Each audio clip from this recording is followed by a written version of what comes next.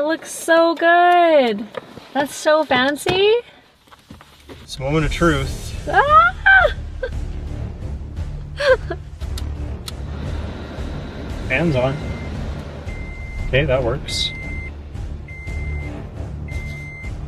Oh, there's my niece.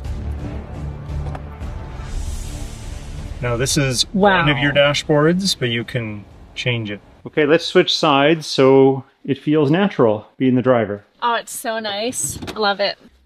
Okay, so we were doing a little bit of playing around. We just got your CarPlay connected here, so that should connect in a second. We'll have to keep the volume off so we don't get demonetized. But there's your CarPlay. See, nice and full screen. Amazing. So if you leave, now you're in the Android side. Yeah. The CarPlay is still connected. Okay. Now, when we originally turned this on, this wasn't the view, but if you're parked near the house, you could have your Wi-Fi turned on.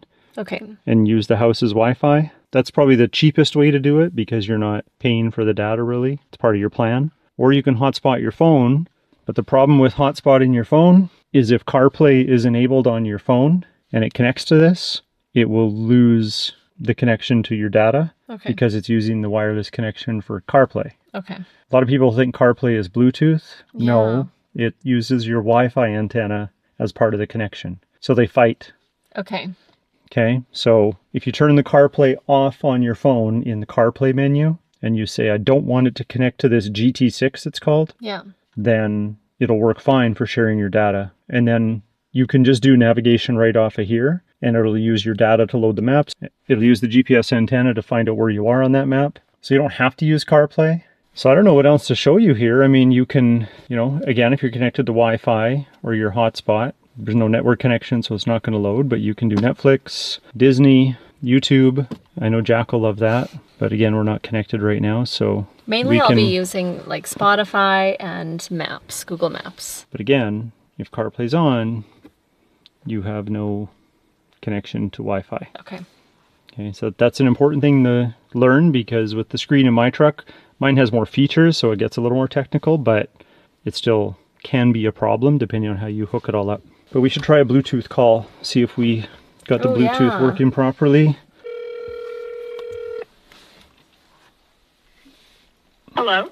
Hi, can you call your auntie on her phone so we can do a test of her stereo or her new thing in her truck? Yes, I'm playing a game with Ellie.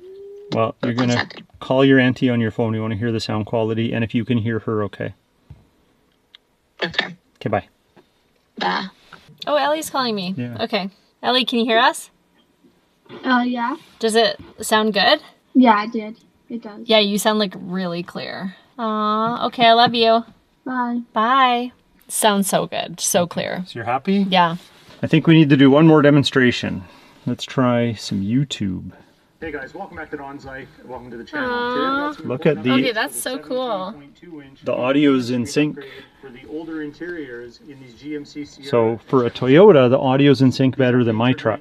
My truck, there's more of a delay. Really? Version of this infotainment upgrade. Yeah, that's now, really these good. software patches are supposed to address a couple common complaints or concerns that come with this latest generation screen. I'm going to show you how to download them, how to install it's them. full screen and it we're going here. to apply them for the first time together because I haven't tested these yet. So I'm hoping that they work.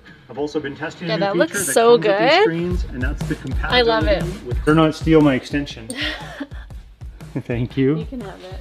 Well, you didn't really know how to use it, so probably better I keep it.